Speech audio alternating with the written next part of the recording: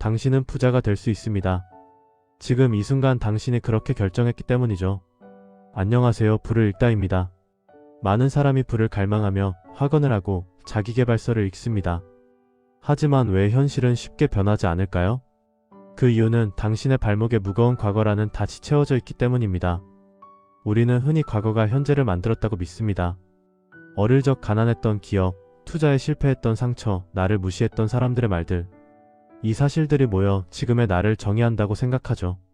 하지만 벤저민 하디는 그의 저서 퓨처 셀프에서 충격적인 진실을 말합니다.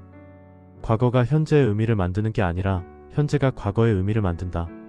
당신이 부자가 되기 위해 가장 먼저 해야 할 일은 미래를 설계하는 것이 아닙니다. 바로 당신의 잠재의식 속에 박제된 과거의 스토리를 다시 쓰는 것입니다. 오늘 이 시간을 통해 어떻게 과거를 재해석하는 것이 양자역학적으로 부의 타임라인을 이동시키는지 그 경이로운 통찰을 나누겠습니다. 퓨처 셀프에서 저자 벤저민 하디는 자신의 인생을 송두리째 바꾼 16세 때의 끔찍한 사고를 고백합니다. 비 내리는 밤, 갓 운전을 배운 그는 어머니와 동생들을 태우고 가다 전복 사고를 냅니다. 차 밖으로 튕겨나간 어머니의 처참한 모습, 피비린내 나는 현장. 그것은 한 소년의 인생을 영원한 트라우마 속에 가둘 법한 사건이었습니다. 하지만 그때 한 경찰관이 소년에게 다가와 말합니다. 얘야, 이 사고는 내 잘못이 아니야. 내 탓이 아니란다.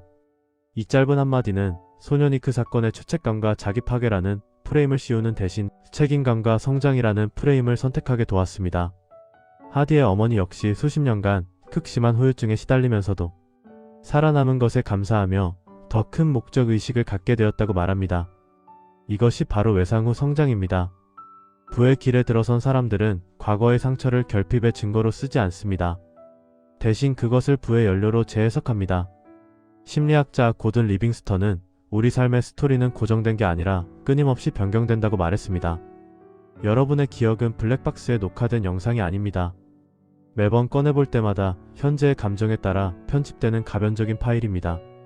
심리학에는 서사 정체성이라는 개념이 있습니다. 인간은 자신의 삶을 하나의 이야기로 구성하며 그 이야기의 주인공으로서 자신을 인식합니다. 가난한 서사를 가진 사람은 나는 운이 없어서 안 돼. 예전에도 실패했으니까 이번에도 그럴 거야. 과거가 미래를 제약합니다. 부유한 서사를 가진 사람은 그때의 실패는 내가 거부가 되기 위해 반드시 배워야 했던 비싼 수업료였어. 덕분에 나는 더 단단해졌지. 즉, 과거가 미래를 견인합니다. 당신이 과거의 실패를 수치로 남겨두는 한 당신의 잠재의식은 나는 가치 없는 존재라는 신호를 우주에 보냅니다. 부는 가치 있는 곳으로 흐릅니다. 따라서 과거의 모든 사건에서 유익을 찾아내어 당신의 서사를 성공담으로 편집해야 합니다. 이 이야기는 단순한 정신승리가 아닙니다. 현대 물리학, 즉 양자역학은 이 원리를 과학적으로 뒷받침합니다.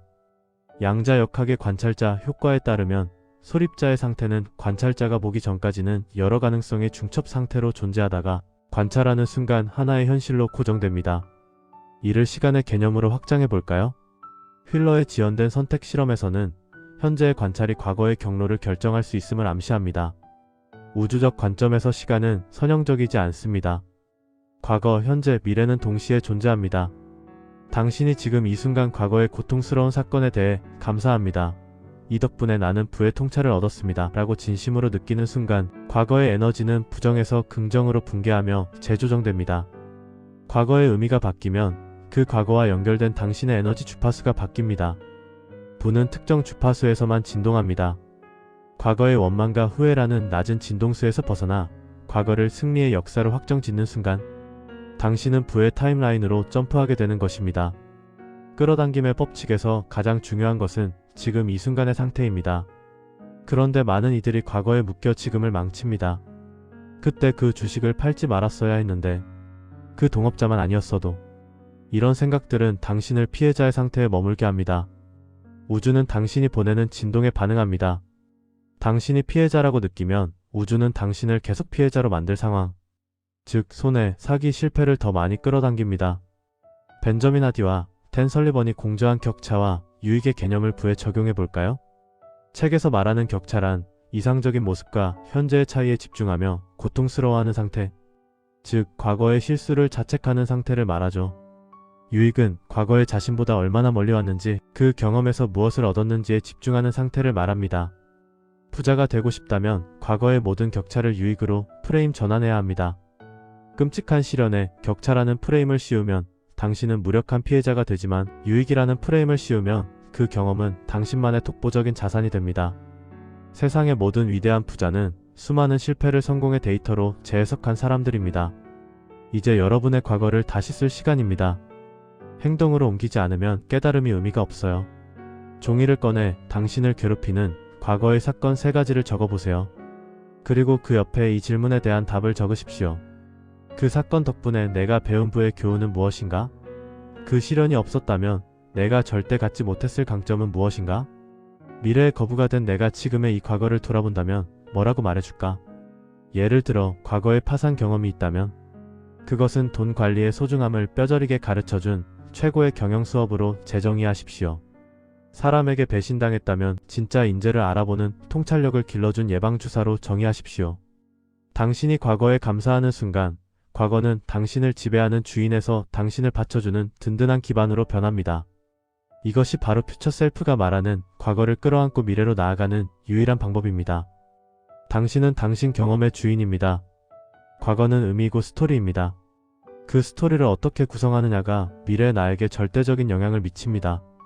과거의 당신은 어쩌면 돈 때문에 울고 무너지고 좌절했을지도 모릅니다. 하지만 지금의 당신은 선택할 수 있습니다. 그 눈물을 가난의 낙인으로 둘 것인지, 아니면 부의 왕관을 쓰기 전에 담금질로 만들 것인지 말입니다. 고통에서 교훈을 얻으면 목적 달성에 필요한 추진력을 얻게 됩니다. 그리고 그 추진력은 당신을 부의 정상으로 밀어 올릴 것입니다. 과거의 경험이 당신을 정의하게 두지 마십시오. 당신의 미래 퓨처 셀프가 당신의 과거를 정의하게 하십시오. 당신에게는 어떤 경험이든 긍정적인 스토리로 재구성할 수 있는 신성한 힘이 있습니다. 오늘 당신의 과거와 화해하고 그것을 부의 걸음으로 삼으십시오. 그때 비로소 우주의 모든 풍요가 당신을 향해 흐르기 시작할 것입니다. 오늘 이 영상이 여러분의 낡은 과거를 끊어내고 새로운 부의 파동을 일으키는 계기가 되었다면 좋아요와 구독으로 그 에너지를 공유해주세요. 여러분의 클릭 한 번은 지금 이 순간 힘들었던 과거를 재해석하여 부와 번영의 서사를 쓰겠다고 우주에 보내는 강력한 행동 신호가 될 것입니다. 과거를 재정해야 한 지금, 이 순간의 선택이 이미 큰 부자가 된 미래의 당신을 결정합니다. 당신 안에 잠든 거인의 힘을 믿으십시오. 지금까지 부를 읽다였습니다. 다음 영상에서 더 깊은 통찰로 다시 찾아뵐게요.